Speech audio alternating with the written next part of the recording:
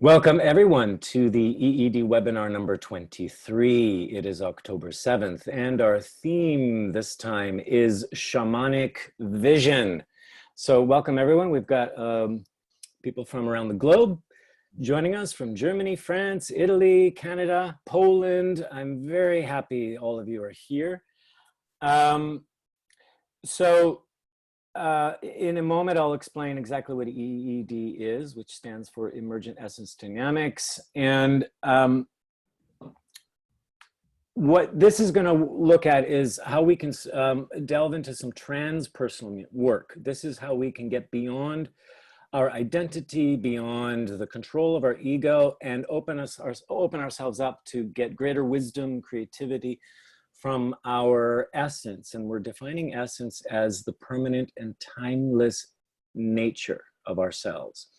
We all have access to this. You all have awareness. You can access infinite awareness, all right? And part of what EED does is takes you into those, we could call altered states, but we in fact move in and out of those states all the time. Anytime you're self-aware, anytime you have a sense of permanence or something is unconditional within you, like here's something nobody can take away from me, or any time that you have a feeling of invincibility or great joy or great faith, where you feel you can overcome or you have a strong will, this is connected to source or essence, and that is where our resilience comes from. And in all of these webinars, we keep bringing back to focus, how do we reconnect with our resilience? It is always available. And what's more with Shamanic Vision, and I'm using the word shamanic on purpose. A lot of coaching programs, leadership programs, they talk about visioning. How do we vision? You have to have a vision in order to move forward. You have to have a vision to work with law of attraction. There's two different kinds of visioning that we can do. We can do the logical mental exercise of visioning something, but that can be under the control of our identity or ego or our logic, and that can put limits. And what we're actually really doing is just fighting ourselves. And we may be programming ourselves to actually have the same result over and over and over again. Whereas when we enter the transpersonal realm, the shamanic circuit, and I will talk about these 8 circuits of consciousness, shamanic is one of them. We go beyond our ego and we move into our own essence, our own sense of fluidity, resilience, where we can flow in unity with the world around us without the ego creating a barrier. There's where we get the true creative inspiration. So I'm showing you the distinction between visioning from a mental state or logical state and then visioning from our creative essence. And how do we get into that state of being? Like I said, EED will take us into transpersonal realms, and actually this webinar and the next 2, so the webinars until the end of the year, are talking more and more about this transpersonal work, so that we can restore our resilience, enhance our creativity, and reclaim our autonomy. And what I mean by that is where we are governing ourselves. We have our own sovereignty. We're not dependent on something external to validate us or to give us security. That security and validation is from within. And that liberates us to be free to create and thrive in the world around us. So as we go along, please feel free to unmute, interrupt, and ask questions or make comments. I'm very, very open for that. We don't have to, don't be shy. You don't have to feel like you're intruding on me at all, because I do most times, I like that interaction, okay? I'm not saying most times, all the time, because it helps guide me on where we're going today as well. Because I want to make this practical and applicable for you and what you're doing in your work in your life, okay? This will be about an hour, might go longer. Other webinars have gone longer just because the material has been so rich. So here's what we're going to focus on.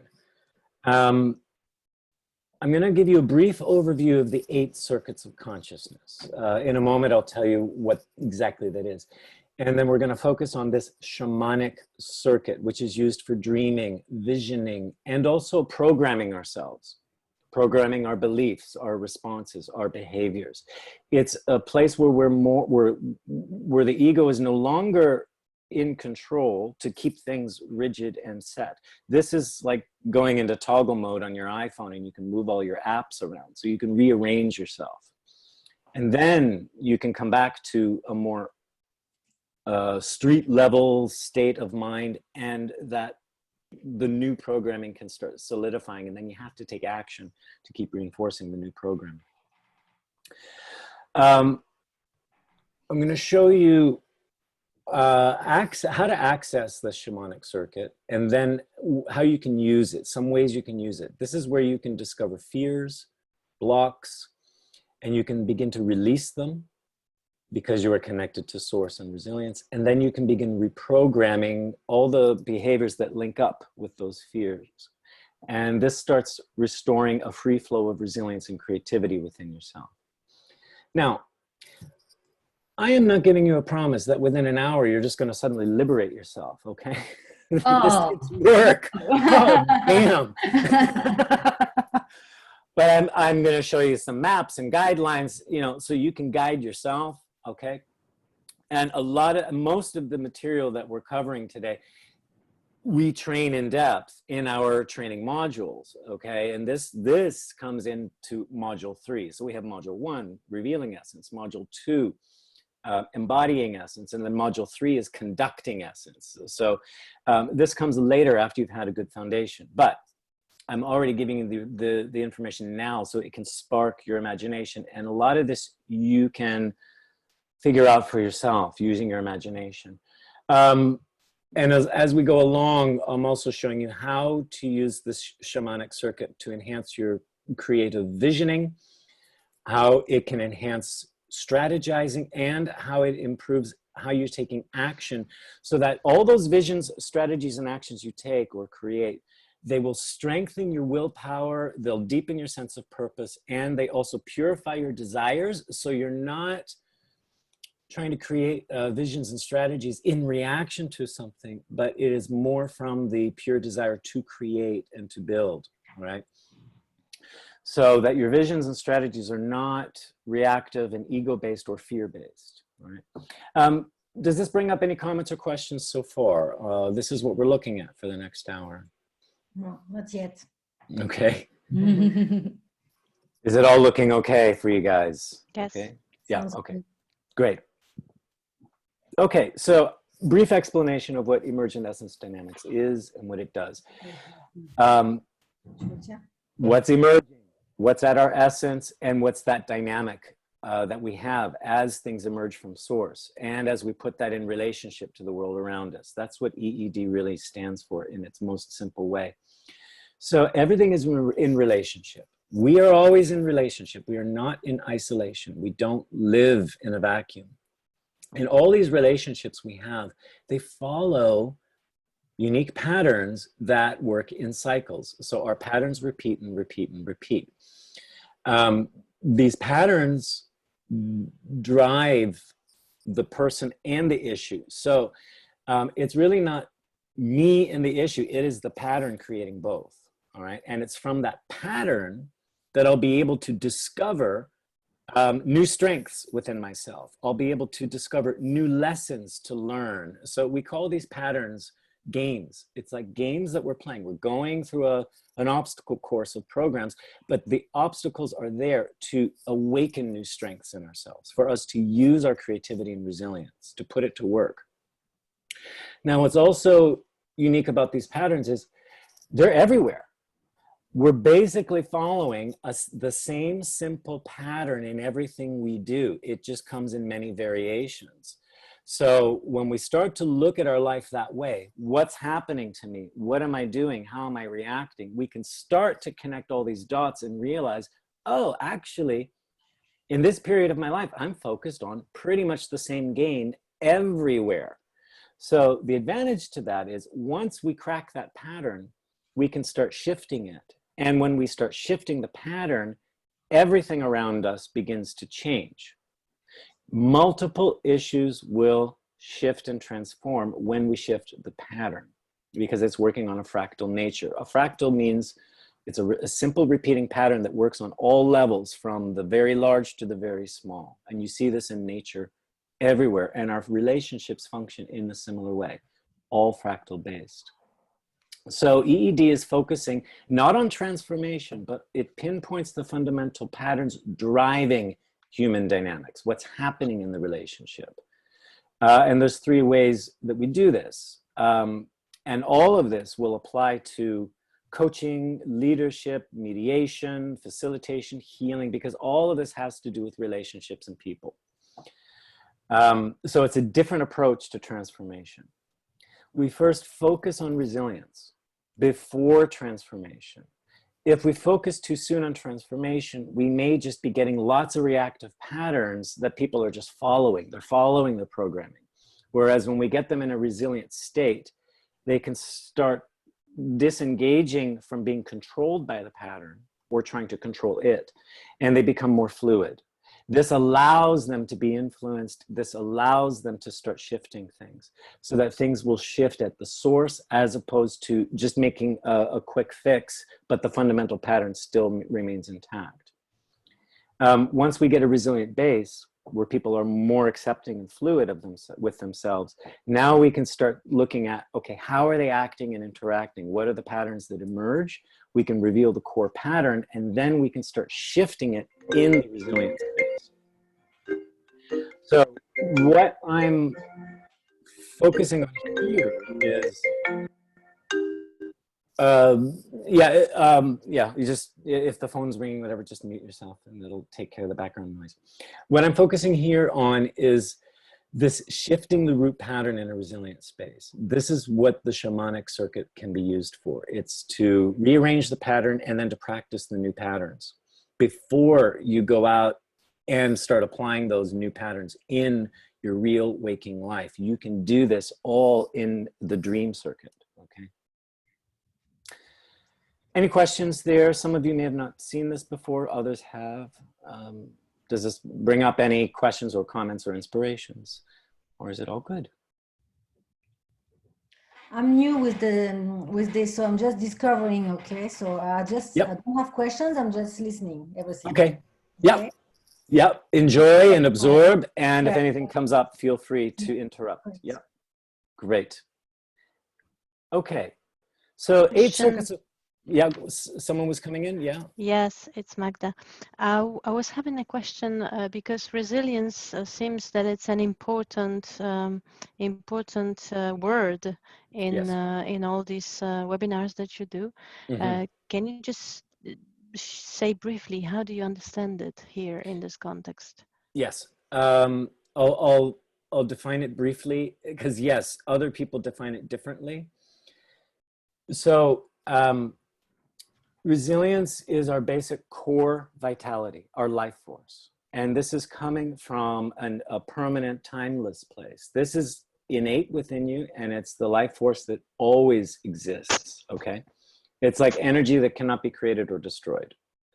So we will sometimes disconnect from that realization of the permanence of the life force, all right? And we may be gripped by fear. And we may disconnect from our permanent source. So resilience comes from that permanent source. It is our core vitality. It's our will to live. It enables us to be flexible and adaptable, fluid, creative, agile. It allows us to rise from the ashes like the phoenix, where we can feel destroyed and still rebuild. I'm still here. I'm still alive. Even if I don't like what's happening, despite all, I still can push forward. I'm not dead yet, okay? It's that determination and will, right? And one way to access core resilience is, you can ask yourself, despite what's happening, how am I still okay? That relates right back to your vitality and your well-being. Another question can be, what is something that nobody can ever take away from me? That can mean, okay, I can lose my house, my money, everything, right? But what still keeps me alive despite all that? And what am I connected with that enables me to live on, to create again, to keep creating. All right. So it is our creative life force, our basic vitality and will. How is that? Does that help define it? Yes, thank you very much. It's really different than in many other contexts.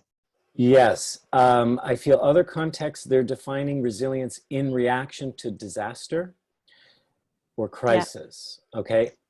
And I'm saying it's more than that.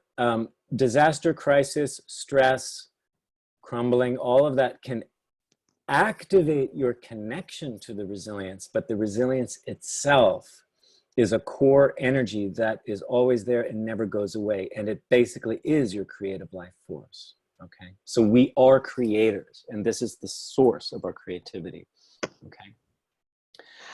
Now, these eight circuits of consciousness, there's 8 ways then that we can access that core resilience within ourselves.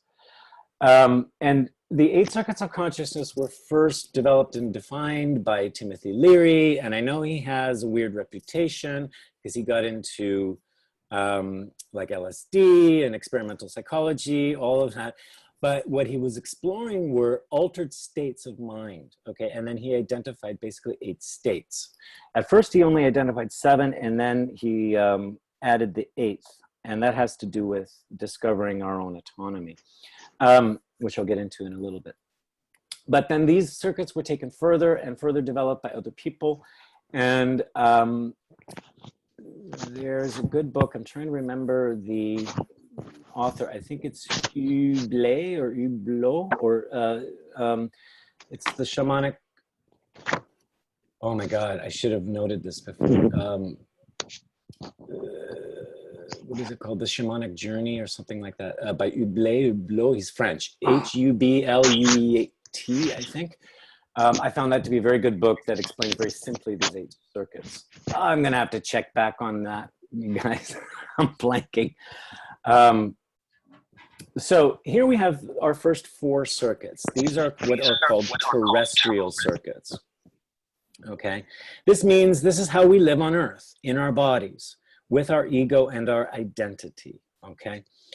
And we experience these constantly, and sometimes we'll get locked into these first 4 circuits depending on how materialistic we are, which means, am I concerned with my survival, and are my needs taken care of?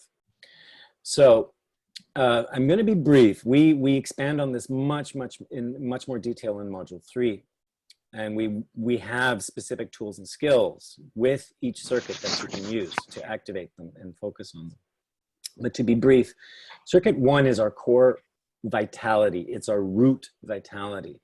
This is where we're nurturing our body. Okay, we're drawing up from the earth, taking in nutrition. This can also be an image of the mother breastfeeding the baby, where the baby is loved, secured, and being nurtured through love and nourishment. Okay. Circuit 2 is our emotional circuit, but it has more to do with power and territory. This is where we go and explore our world, explore boundaries, explore relationships. This is where we'll have power struggles. This is where we're trying to define what's mine, what's yours. It's a driver. It's what drives us and moves us. This is our fuel to move through the world. Okay. This also is where power will live, where validation will live, where the need to control lives, where fear can live. Okay. Circuit, and that starts when we start walking around as children, and when we start toilet training ourselves. This all has to do with circuit 2. Okay. And you know what we're like when we're 2 years old. We have all these high emotions, joy and anger and temper tantrums, all within 1 minute. Okay, that's that circuit being activated. Okay. Then once we start to speak and talk, we start making sense of our world. That's what circuit 3 is. It's mapping. It's the mental circuit. It's logic. It's connecting the dots. It's when children start asking, why is the sky blue? Why is it this way? Why is it that way? Why? They're trying to make sense of everything. After they've done the exploration, now they need to map it, okay?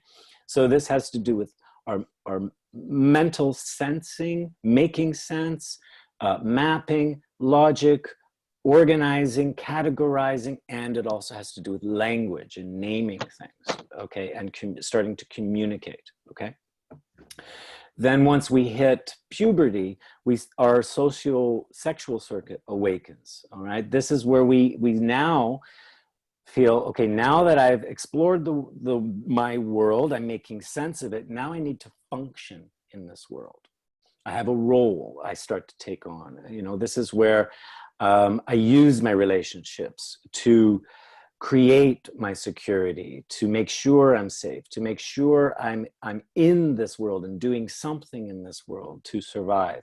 This has to do with my job, my status, and it also has to do with reproduction, so that I can make sure that, you know, our species lives on. That's in the fourth circuit.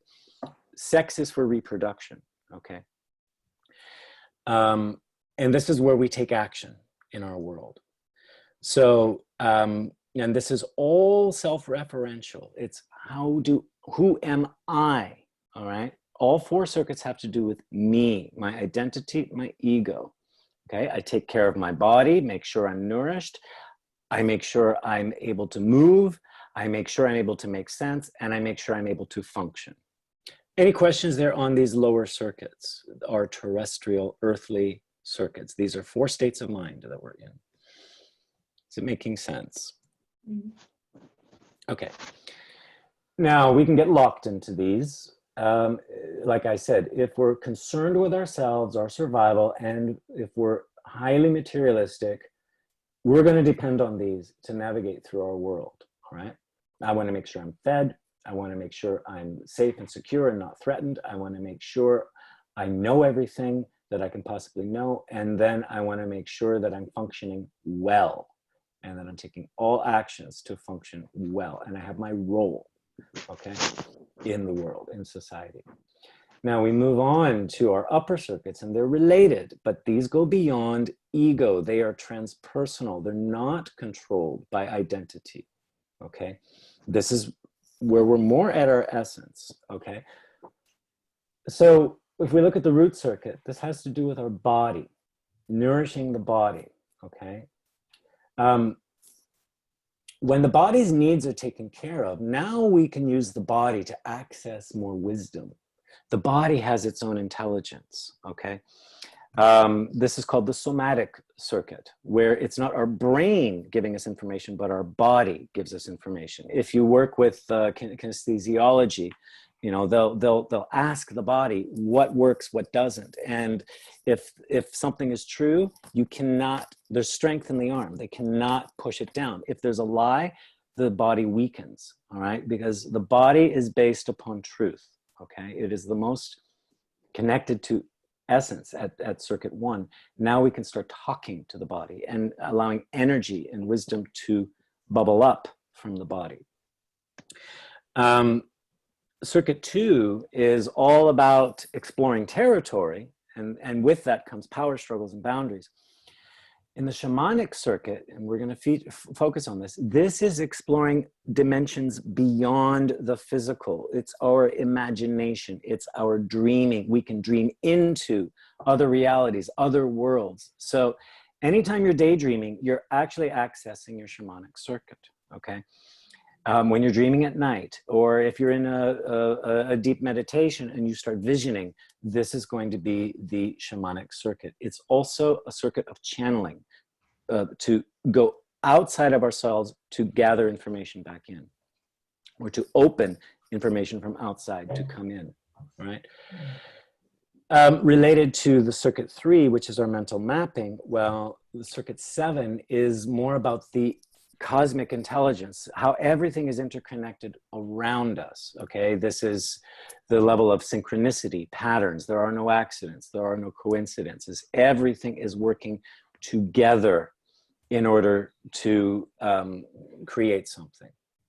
And circuit 8 is... Please repeat the cosmic? Cosmic is everything connects.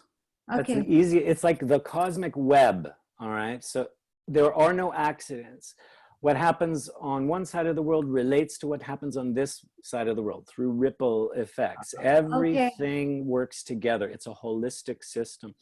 So we can call that the divine mind or a higher intelligence, like the architect or God, right? And this is where we get into with religions. We say we're going to contact the higher force, okay, as if it's something beyond us, okay.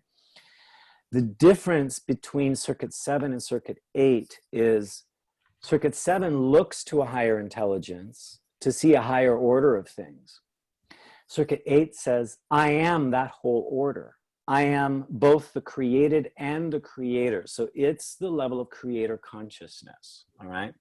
This is what the artist taps into for all that creative flow, divine inspiration, okay? When they get into those states where they're just in a free flow of creativity, it's pure creative energy. But what I am God. Yeah, and that's not coming from an arrogant ego place. It's coming from a place of unity, that an omnipresence. I am everything around me, and everything creates me as much as I create it, okay?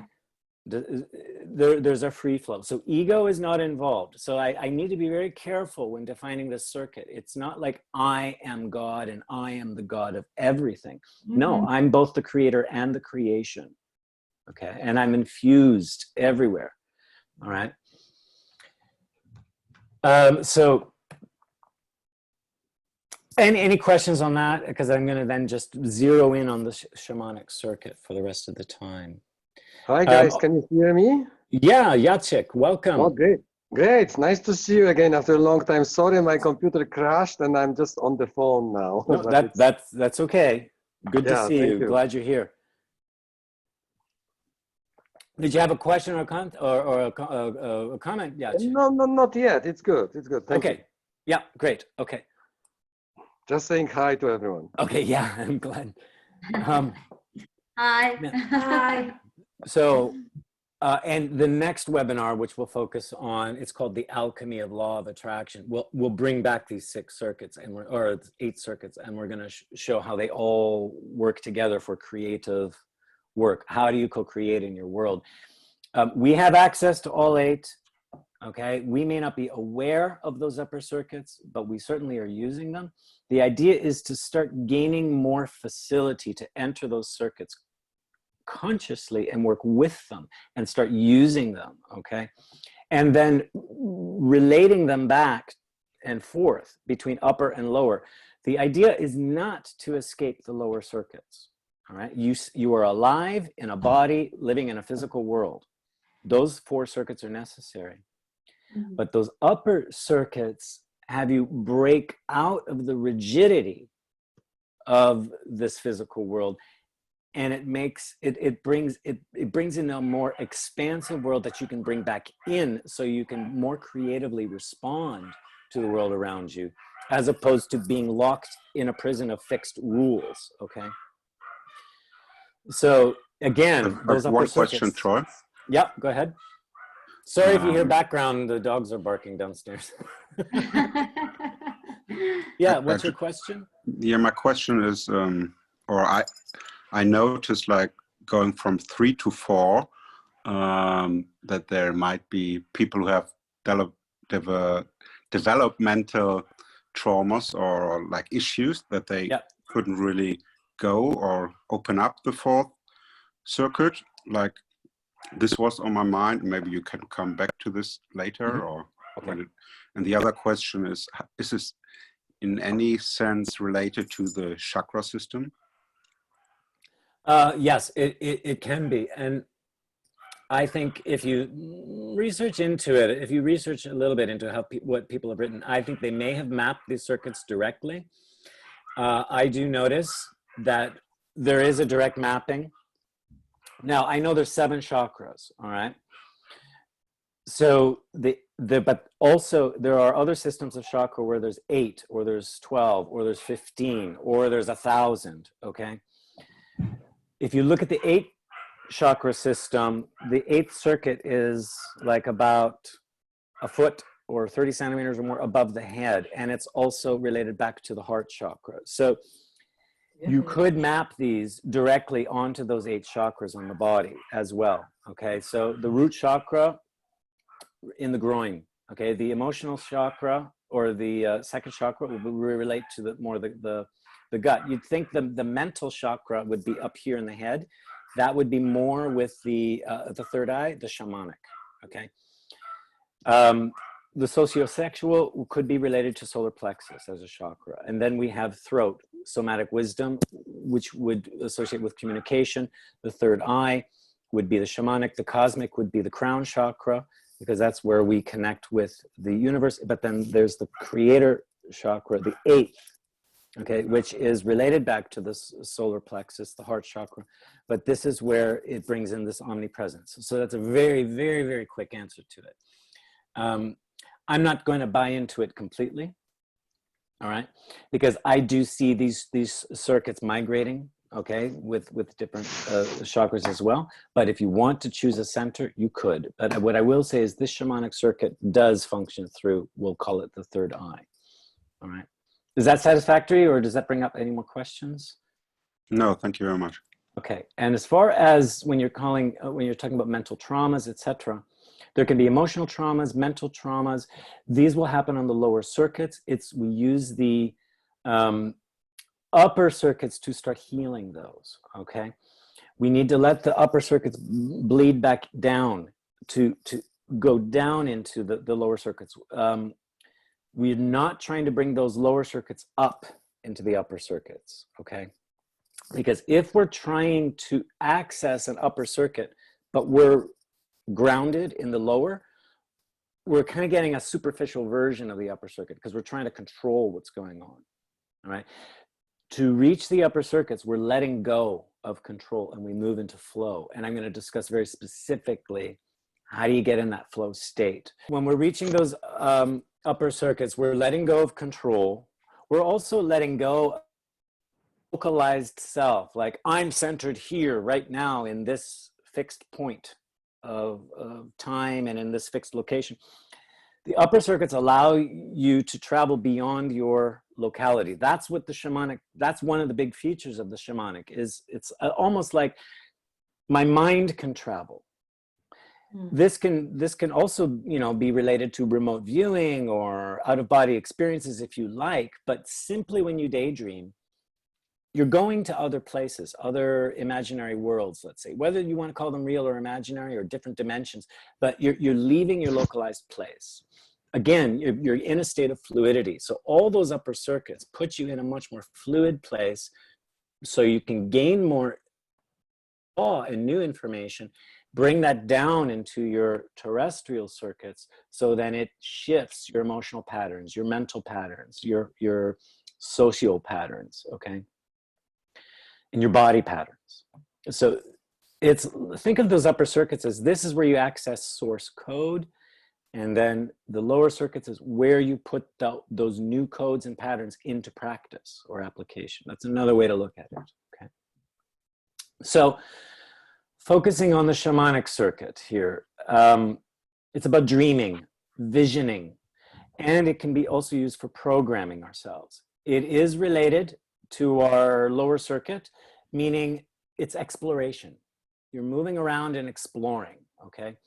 It also draws from this somatic circuit, meaning we need to get ourselves in a state of where we feel calm and receptive, and we're in a state of enjoyment, okay?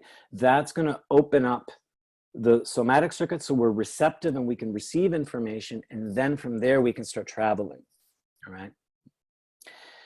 If we're tense and upset and we're incongruent within ourselves, meaning I'm thinking something, feeling something different, doing something different, these upper circuits are not going to open, all right? So we need to be in a state of congruency, resilience, vitality, pleasure, openness, receptivity, and then we can start traveling and dreaming. So you can even link circuit 5 and 2 to say, these are pleasurable emotions that nourish my well-being. All right, these are pleasurable sensations and feelings that I can relax and enjoy and welcome, and then I can start traveling and gathering information. All right. So let's see if I had anything else here. The more we spend in time in the upper circuits, the more we're going to sense and experience, as opposed to figure out, observe, and know. Okay, it's a full sensing of experience, and all those upper circuits move us closer and closer towards unity. Unity, the experience of unity, happens in the creator circuit. We start to realize unity. In the cosmic circuit, we start to travel around and interconnect through the shamanic circuit, and the somatic circuit has us feel unity within ourselves and with the earth. All right. So as we move through these upper circuits, we're moving more and more towards omnipresence, ultimate omnipresence. A little bit more about the shamanic. Again, I said we need to be congruent with our thoughts, emotions, words, deeds, physicality. All of this needs to be congruent, because when we are congruent, we become an open channel. Shamanism is about being a channel. It allows us to receive and experience information from beyond ourselves, or send ourselves beyond ourselves and experience something and bring it back in. So we're more like a vessel or a clean channel. This is what allows shamans to be like a receiver, a tuner, okay, or to shapeshift. All right, we are literally, some of the work we do with EED when we open the shamanic circuit is, I'm able to get into your experience and you're able to get into mine, and this is how we can start reconciling relationships by, it's not like switching bodies, but it's more of a full 5 sense empathy, where I'm experiencing you, you're experiencing me. It's beyond mental or logic. So when you get into the dreaming state, there will be lots of new and surprising information, unexpected information. And so you just simply receive that information in, and you can play with it, interact with that information. This is where we can do dreaming as discovery or dreaming as programming, okay? So, but most importantly, you're receptive and able to take things in, be affected. If we're working with law of attraction and we're creating the vision of what I want to create, it's a full sensory experience. It's not just a passive picture, but I'm immersed in the picture, I'm living in it, and I'm in there now. That's what the shamanic circuit is. When you've had very vivid dreams, it felt like the real world to you. That is what you're doing with the shamanic circuit, is you're totally immersing yourself through the 5 senses into an experience beyond earth. Does that sound okay for you, or does it sound way too esoteric? Because we are getting into metaphysical realms here. Okay. So we can activate this. Oh, let me just show you this. I show this in many webinars just to show you how we're in relationship dynamics with ourselves and others. These top 2 levels are our lower circuits. This is where I'm concerned with myself. I have my story, my point of view, my belief systems. And then I get into a game with others. And this is where I may have my political battles, my emotional struggles, my mental struggles. This is where I'm functioning in the world from a rigid place. Why? Because my ego is in control, and everything I'm doing is to protect my bubble, my belief systems, okay? This is where I hold a singular truth. It might be in opposition to other truths out there, and then we play a win-lose compromise game to see who's got the best truth, for example. Those are our 4 lower circuits for survival. When we move into the upper circuits, I loosen that bubble. I'm allowing myself to be influenced. This is where I'm connected to source and resilience. That allows me to open. Where now truths opposing truths can now become complementary and create a larger spectrum, like hot and cold work together to create a full spectrum of temperature. When we're moving into these upper circuits, we're opening our bubble, and in fact, we're letting go of identity completely. And this is where we can start working with source, the level of all potential, where there is unified truth. Everything and anything is possible. We can then draw that information and reconstruct ourselves at the dream level, where we're still fluid. This could be like the shamanic circuit of dreaming and interacting at the dream level. Then we can solidify that back into a new game and a new story in the waking world, in the real physical world. It's another way to look at how we can use these circuits. All right. There are other webinars you can watch that explain this in different ways more fully. All right. But what's most important is that in order to work with the upper circuits, we're sending ourselves out there and around us, and then receiving back information. So we're not trying to interact with ourselves like I'll use my mental logic and what I know and try to imagine things. No, I'm actually leaving my sense of safety, security to go explore something in the unknown and then bring that back into myself, and I'm willing to welcome it. Does that make sense, that difference of opening the bubble? Yeah. Okay. Okay. So when we're opening the shamanic circuit, what we do is we start with ourselves first. Again, actually, you may want to go look at webinar number 9, Core Vitality. We explain what I call this vertical loop in a lot of detail. How do you activate this vertical energy within ourselves so that we become more relaxed, more resilient, and connected to source? So an easy way is you can take any strength, any feeling that you have, and pay attention to the energy that's alive within you. Maybe I feel love, maybe I feel courage, or maybe I even feel anger.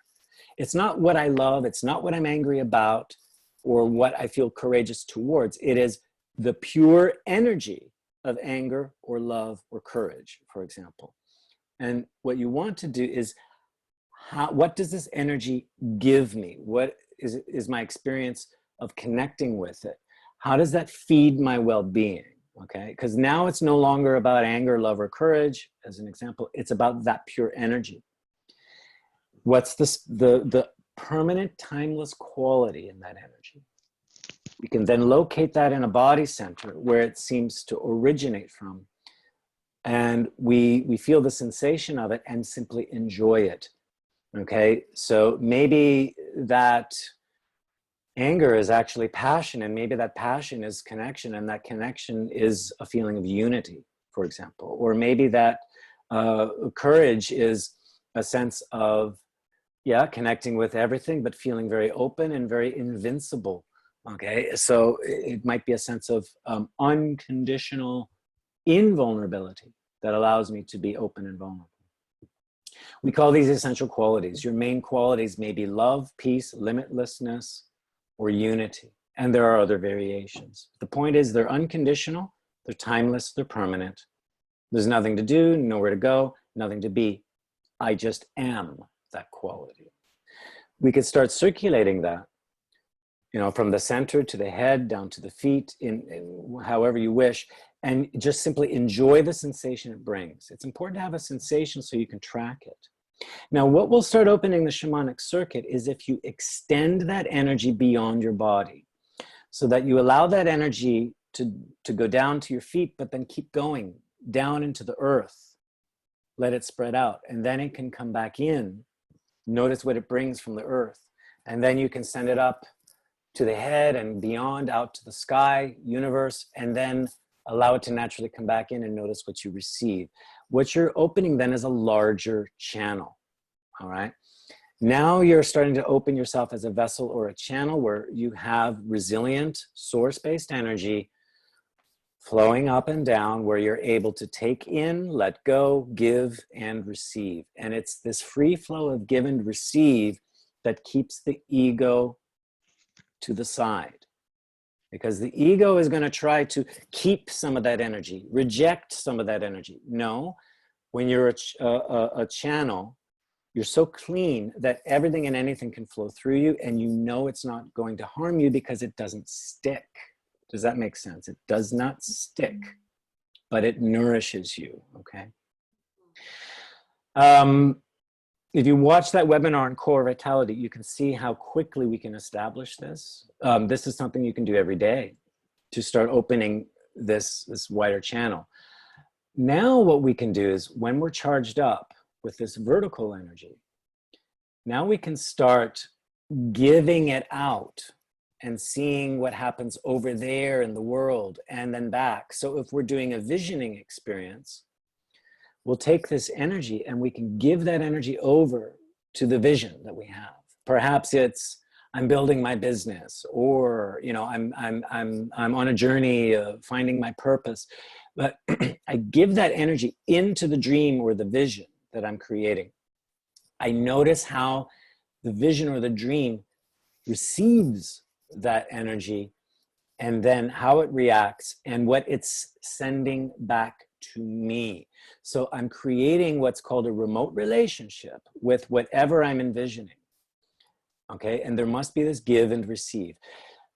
Here's a simple example. Have you ever had conversations in your head with someone? You're playing out a drama. She says this, I say that. She says this, and I say that, okay? So, and we literally do this where you can work remotely with a relationship to start reconciling the patterns, discovering and reconciling the patterns. Normally what we're doing is we're mentally imagining this from ego. Oh, I'll say this and then and teach them a lesson, but then they argue back and defend themselves, and then I get angry, and then I say this, and we keep going in this loop and a pattern. We're doing that. We're replaying scenarios from a non-resilient state. But we can do the same thing, opening the shamanic circuit from a resilient state. We can send over a message, I can say something, and then in a receptive way, I'll see how they react, I'll see the shift that happens in them, I'll notice what they're giving to me, I'll receive it in, and I'm allowing myself to be fluid. This is where I can try new behaviors. I can have surprising reactions from them. I can start letting go of fears. I can start letting go of habits. And I can imagine, you know, what if they say, I love you? What if they say, I want to work with you? Now I can start receiving that back into a resilient place. And instead of constantly having a power struggle in these dreams, I actually can have something cooperate with me and then notice what it demands of me to stay in cooperation with things. Is this making sense what I'm saying, or how is this sounding for you, or are there questions that come up?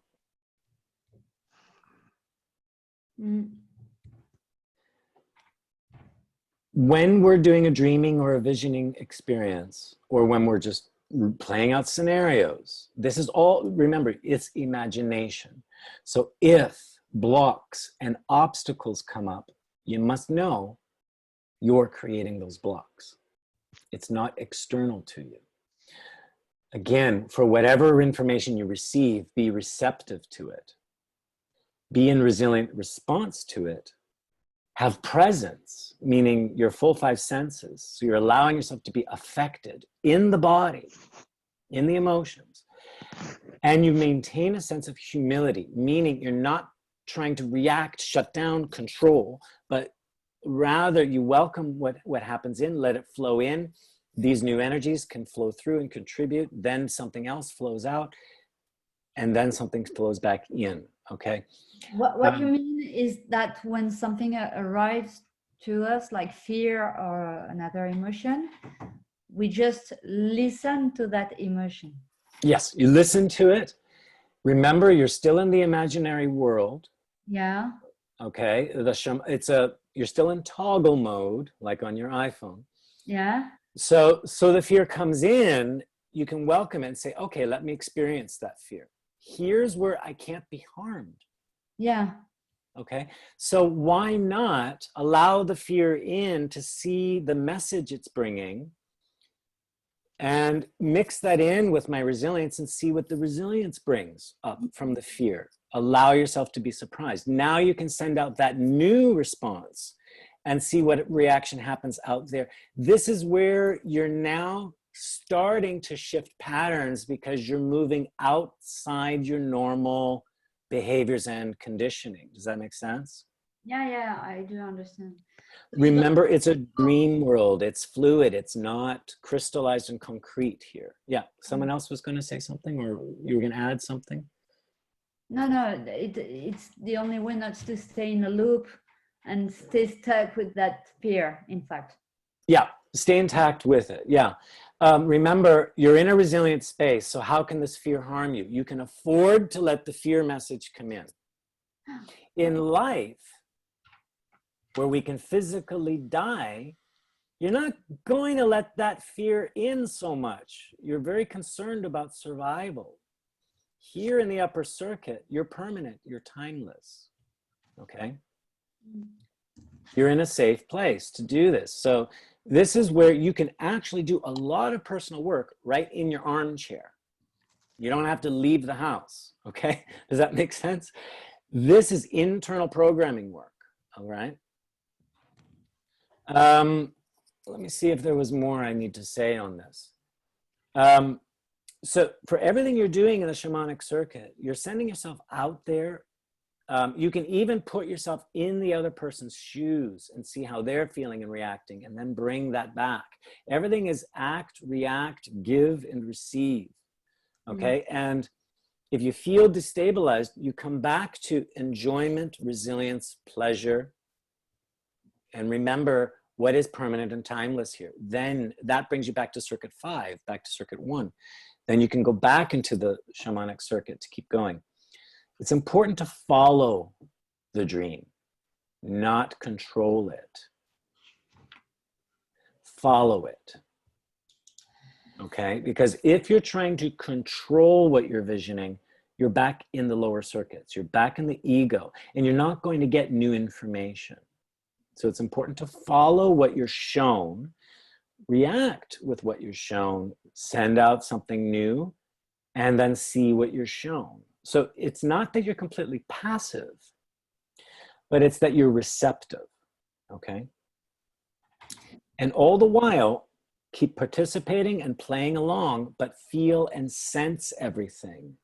Not think and analyze it, but feel and sense it. That's how you stay in touch with circuit 5. That keeps you up in the upper circuits.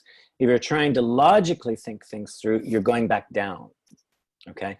You can do that later when you can analyze things, all right? First, feel it through and experience it. So let's look at, okay, so how can we apply this? This give and receive from a resilient space, dreaming and visioning. So as I mentioned, we can work remotely with relationships. And I literally do this as a coach. Somebody says, I have a problem with my boss or my partner or whatever, and I can get them into that shamanic circuit, doing this back and forth. And I'm looking at every action and response and keep regrounding them in the resilience. And they'll find real new, surprising information about the pattern that they're working through. And we can start shifting the pattern and trying out new patterns and seeing how they react. And then we can anchor those new patterns. And what happens is the whole dynamic shifts in the relationship. And then what actually happens is both people shift, literally, like quantum entanglement, because something has been let go. Something has been released or reconciled, so there's no more need to play that particular pattern or game. They can move on to a new level.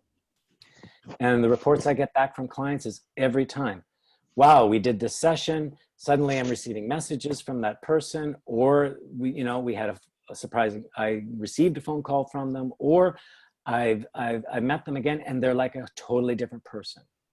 What they don't realize is in that shamanic circuit, you're actually both people. You're programming your own responses according to yourself, but you're bringing those responses into the relationship. But then in the shamanic circuit, you're able to, in a way, be both people.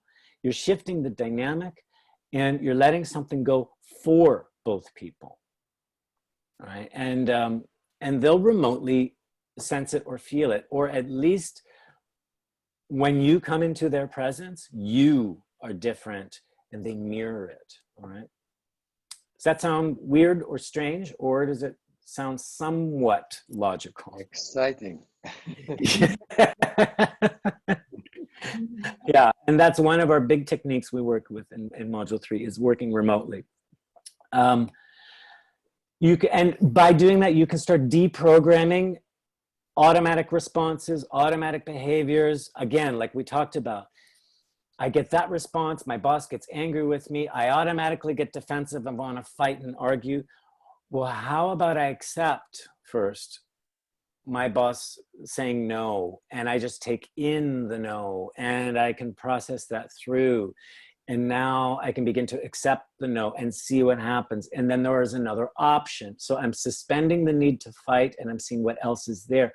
Then I'll start seeing new sides of my boss. And that boss will start sending me new things that I can work with, and I'll learn about myself and my boss. I can put myself into my boss's shoes. I can even turn the tables, because in shamanic, I'm no longer localized within myself. So I can even see myself responding back and forth, and I can feel how it feels when I treat myself the way I'm treating my boss, okay? For example, that helps loosen up the behaviors, and then I can reprogram things and make new discoveries. We can also use this shamanic circle to brainstorm and vision, all right? So now remember I said when we're in the shamanic circuit, we don't want to control the dream, but rather follow the dream. Let the dream build, let it emerge.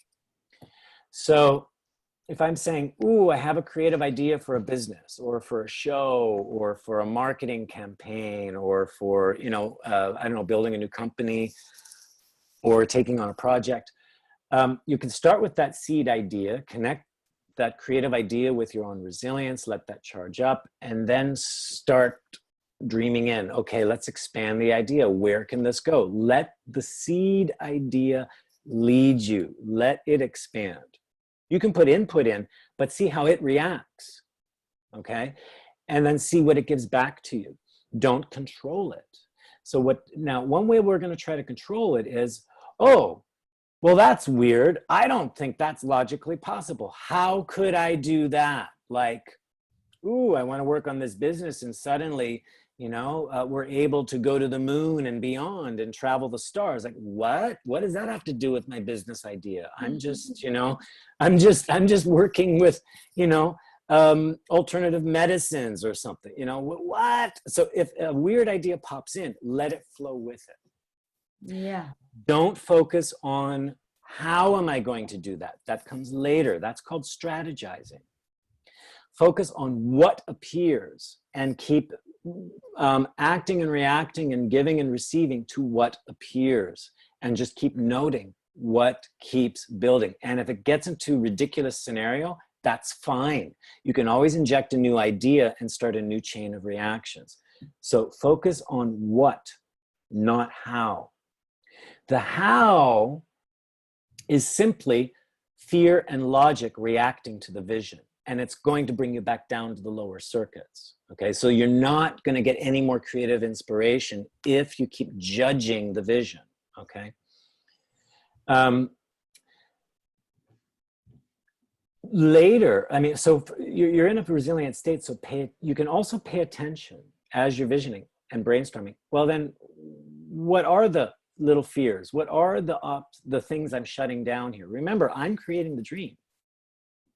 So if a fear or a block shows up, just note, there's one thing I'm afraid of or where I shut myself down. Note that for later. Let's dream through it, beyond it. Those fears then, when you look at them later, are there to awaken a new strength. So what you can think of, let's imagine I move through the obstacle. I learn from the obstacle. What's beyond that? What's the new strength I awaken within myself? And your dream will show you. It will tell you.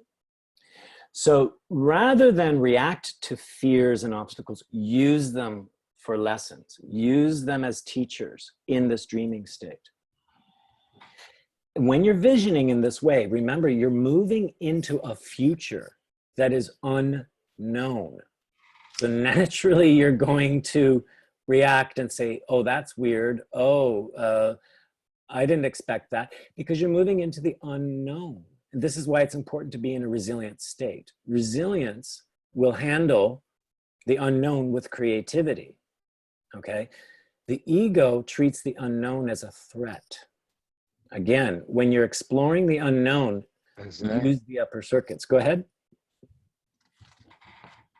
Somebody had a comment or question? The ego treats the unknown as a threat, yeah. Yeah, right. Why? Because the unknown is trying to get that bubble to open, and the ego is making sure that bubble is closed. So that I'm always working within known information, because the ego wants to control everything about its survival, okay? If we want new information, we need to connect to resilience, put the ego aside, connect to resilience in order to allow new information in without feeling threatened. What you're talking about, Troy, is to get out from our comfort zone. Yep. Yeah. Yeah, and this is a way, the resilience allows you to move out of the comfort zone without feeling threatened. Yeah. Sometimes what we'll push ourselves to do is we'll push the ego over the line. We'll say, hey, ego, you shouldn't be so fearful and threatened. Now get outside that bubble. So we're manipulating it, we're pushing it out. It gets more aggravated, more threatened. And there's where we're experiencing resistance, okay? And it might cross that line, right? But it's gonna fight like hell before you can push it out of the airplane and say, hey, go do a deep dive. Yeah. Right? I know what you're talking about. Right. And if you're coaching clients and wondering, why do they say they wanna change, but they're so resistant to the change? It's because they've got this double dynamic going on. One says, I need to stay safe and secure. And another says, I know I need to get outside my bubble. And they're pushing on themselves, and they're going back and forth, pushing and resisting, and nothing is getting done. It's just because they're not plugged in to that source, feeling resilient. The resilience needs to be the direct experience. Okay, when you feel like, hey, I can survive anything, I've got access to all the wisdom of the world, I can program and train responses to what I'm about to do. I'm not afraid to go jump out of that plane now, because I know I've got my parachute. I know I've covered my bases, right? I'll naturally feel a little scared, but I don't have to feel threatened, right? And now I can focus on the exhilaration of the free fall out of the plane, as opposed to worrying about, will I survive? That's the difference resilience gives you, okay? And by the way, we can rehearse in our minds that jump out of the plane before we actually jump. And we can start programming new responses and dealing with those fears in the imagination. But it's important that they're fully felt. So when you have your vision, then of course you can sit back, go into the mental circuit and start logicking out, okay, what are the strategies to get here, here, and here? What parts of the vision are doable? What's more for the future in order to fill that gap? What do I have to do? Like, that's all logic. But then you can go and test your strategies back on the shamanic circuit. Okay, so let's go through these steps, and what if I accomplish this, and then what do I need? And it can give you even more information to show you where are the problems in the strategies. This is where you'll dream through and okay, great, ideally this works, but then where are the problems? I can start dreaming into the nightmares to learn from the nightmares. This is a different way to use fear and the shamanic circuit together, where I use fear to inform what's missing in my strategy, and what's missing in the vision, so I can fill the gaps from creative resilience, all right? Then I can test it out again. I can even brainstorm other options to my strategies, okay? I can think beyond logic, all right? And again, it's be receptive to the surprising information that comes through. You then have you to can be confident in the universe, in fact. Yeah, that you might, again, you're in a fluid state where you're not in total control, you're in partial control, okay? That's where the give and the receive is important. I can inject something in. I can say, let's try this strategy. Then I'll receive the response. It might be surprising. I can't control that response out there. Let me be open to whatever comes back at me. Then I can act and react again. So I'm participating with partial control, not total control. And this is where we can rehearse job interviews, performances, strategies, options. We can rehearse all the variations, and then we can start programming, okay, what is it I want to happen in this say, meeting, or in this performance that I'm about to do. Because sometimes when we're in our mental circuit, controlled by ego, we might go through all the disasters, and what we don't realize is we're programming all these reactive negative responses to make sure that it's going to end badly.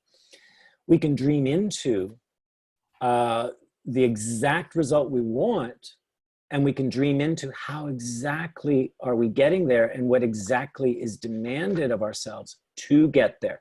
So yes, you're mixing idealism with realism, but you're testing out both in the shamanic circuit. And then you can be prepared. You can have a new path of programming, but you're also prepared to respond to variations and stay on the path of new programming. Does that make sense, what I'm saying here? Absolutely, yeah. Okay. Again, this needs to be done in an environment where you can feel free to play and relaxed enough to feel resilient, all right? Don't do this under stress. Don't do this under urgency and emergency, because you're gonna keep dropping down into those survival circuits, okay? In fact, what you say is that we receive what we send. If we create something wrong, we receive something wrong.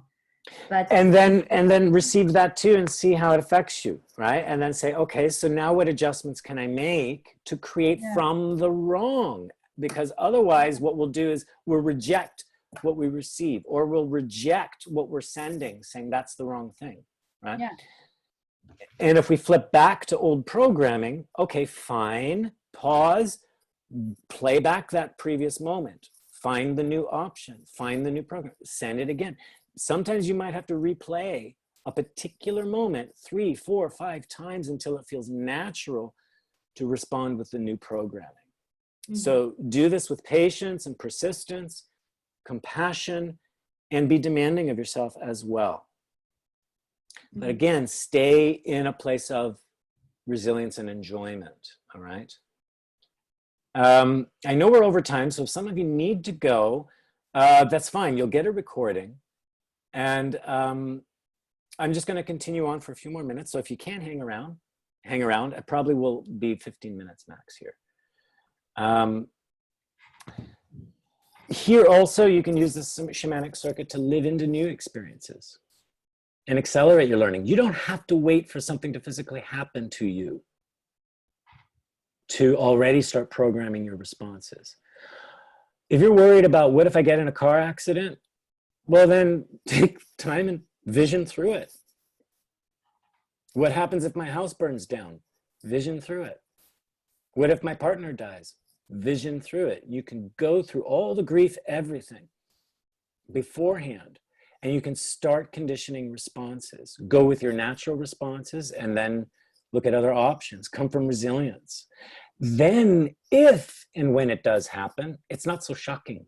You've already hardwired yourself to respond in a resilient way as opposed to a desperate and fearful way. I did this a lot as a teenager. I used every night. I said, I want to dream about this, because I'm not going to wait for it to show up. I want it now. I want to dream through all kinds of different experiences so I can A, learn from them, and B, be somewhat prepared, knowing that when it actually happens, you know, there might be options I never dreamed through, but I can at least be responsive without losing my resilience, okay? What's important here is that you're in a place of learning. You're willing to move into the unknown, and you're in, again, it's a full sensory experience. Pay attention to how you're affected by what's happening in that dream experience. Pay attention to your natural reactions. Reconnect with the resilience. So it's okay to be sad. It's okay to cry through the dream as you grieve something. You're having the experience. Your brain does not know the difference between what you're fully immersing yourself into through the imagination or what you physically experience. When you're using the shamanic circuit properly and deeply, your brain won't know the difference. It's actually physically reacting to the vision and dream you're putting yourself through.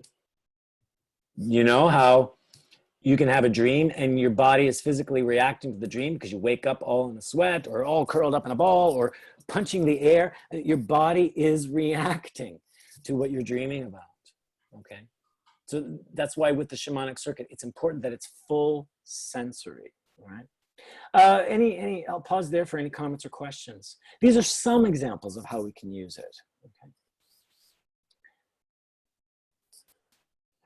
Yeah, I actually have done a lot of it without knowing the technique. I kind of thought it was a neat idea, not exactly the same way, but it works. My God, it works. Yeah, it does work. Yeah. Again, if we want to dream through these things and make new surprising discoveries, embed new programming, it's important to remain receptive and resilient, all right? If we're rigid and controlling, no new programming is going to work, and we're not going to gain new information. I just want to keep underlining that. So just a quick summary. It's not a comprehensive summary, but these are the important points I'd like you to pay attention to. These lower circuits, they're ego-based, meaning they're self-referential. They keep referring back to me and myself, me and the territory and the power struggles around me and the world I'm trying to make sense of, me and all the relationships I'm trying to function in, and me and my purpose on this earth, okay? It's all self-referential. Those lower circuits are designed to take care of your body, to take care of your identity and your function in the world. They help maintain our survival as we interact with everything around us.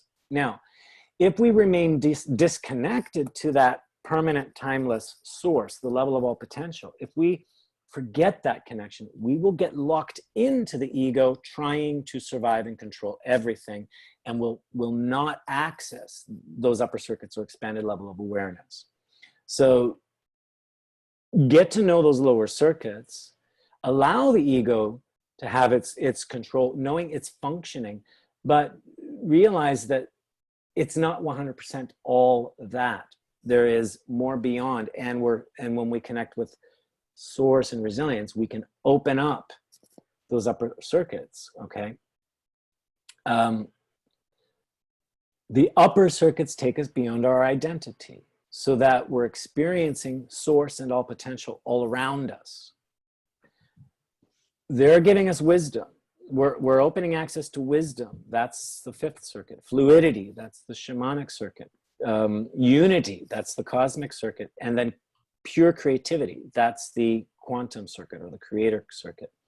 So that we can now start co-creating with the world around us as opposed to just reacting to the world around us. Remember, on the lower circuits, we're rigid and the world is rigid. So we're like a pinball just bouncing back and forth, trying to survive. When we open the upper circuits, there's a flow and fluidity and co-creation happening between ourselves and the world. So those upper circuits feed the lower circuits with guidance, inspiration, as well as resilience. And that's what enables us to grow, thrive, be agile, and adapt to the worlds that we are collectively designing and programming.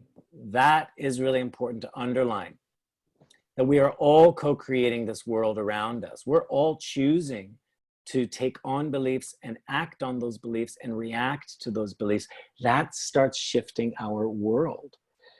So these upper circuits allow us to re-examine and choose again, what are the beliefs that we can take down into the lower circuits and create from, all right? That's what gives us fluidity in the world around us. So as I said, the shamanic circuit, it's a state of fluidity. This is where we are channels for source to move through us, or for us to move through and into source. This is where we can experience realms, dimensions, worlds, dreams that are beyond our fixed self or our fixed locality, okay? This is beyond materialism.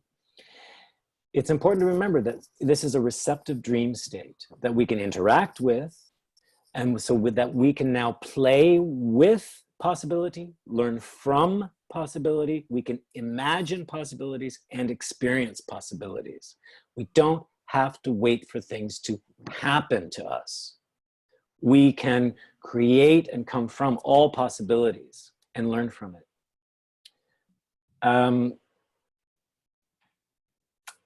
So when working with this, if you go into a dreaming state and then you realize, I'm trying to be in control here, check out, all right, what am I in fear of? Or am I coming from need, desperation, or emptiness?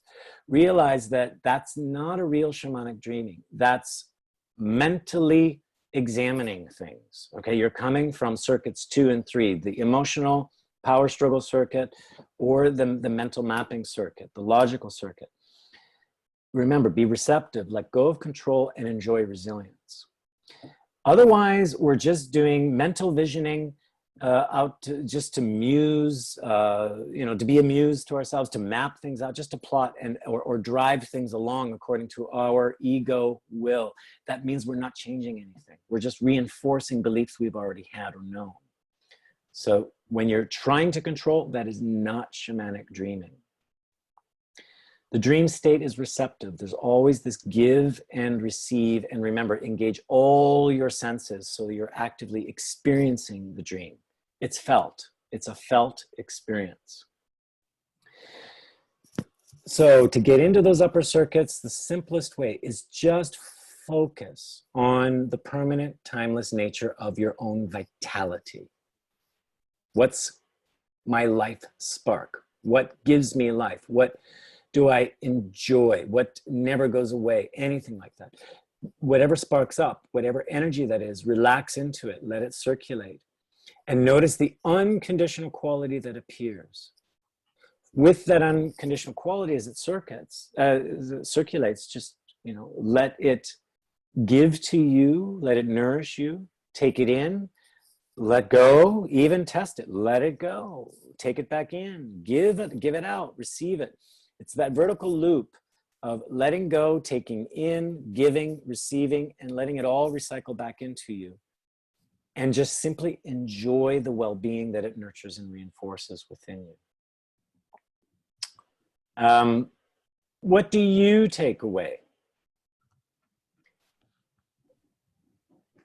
What's the main insight, inspiration, or learning that you take from this? And by the way, we'll get into this more in the next webinar on November 4th, the alchemy of law of attraction. So, using the shamanic circuit, you can do visioning, but then law of attraction is more than that. There's more elements. Shamanic is just one element of working with law of attraction. So I'm going to return to those 8 circuits and show you how you can start mixing them all together to begin manifesting and being a co-creator.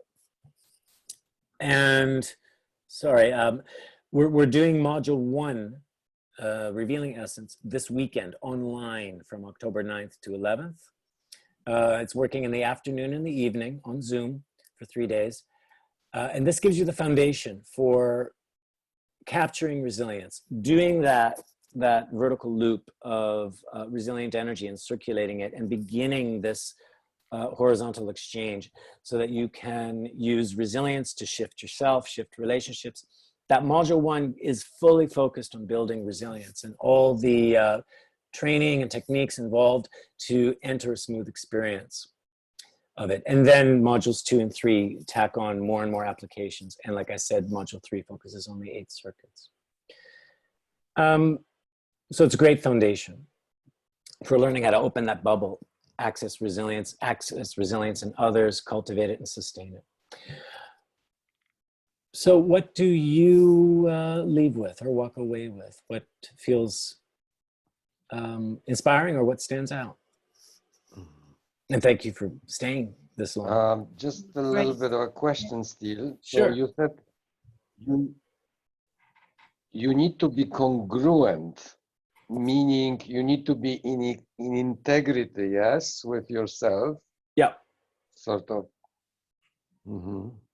Like, okay, I'm going to dream through this scenario and I'm being very courageous, yet I do feel fear inside, but I'll push that fear away and just be courageous. That's incongruent. So choose in that moment, either I'm resilient and courageous or I am fearful, and then enter the dream. Okay, so let the fear take my emotions and my thoughts and my physicality, or let the strength and courage take into my emotions, my physicality, and my thoughts, right? It's one or the other. You can't be both at once. When you're two things at once, you're incongruent. That's what I mean, okay? Because then you're lying to yourself and nothing works then. Really. No, and really, like, there is no lie that's going to exist on the upper circuits, okay? It's all about congruent truth. Yeah. Anyone else?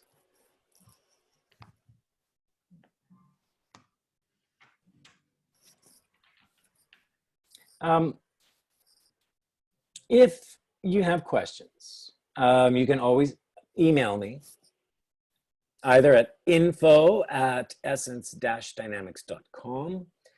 Essence-dynamics.com is the website. You can get more information about the courses, the modules, what they entail, but also you can watch past webinars. I've got a resources section there with a lot of links to previous webinars that relate.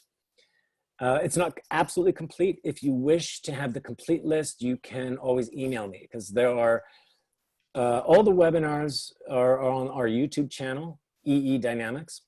Some are public, and then I keep some on a private list. So you can always get those private links for others that you wish to watch.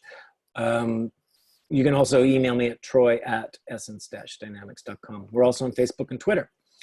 I haven't been using the Twitter too much lately, but I'm going to be getting back into it to tweet more often. And you'll always find out when the next webinar is on our webpage or Facebook or through the Twitter as well. So if you have any further questions or you want more clarification on anything, feel free to drop me a line or email me. Be sure to follow us or subscribe to the YouTube channel, and you'll get the new releases of webinars as they're recorded. And have fun dreaming, have fun accessing that core vitality within yourself. Have fun moving up and down between upper lower circuits. Again, stay in a state of enjoyment that's always building resilience. And remember, when you're working with this circuit, I am permanent, I am timeless, so therefore I can afford to experience anything and everything, learn from it with humility and presence, and enjoy the core vitality that keeps flowing through me.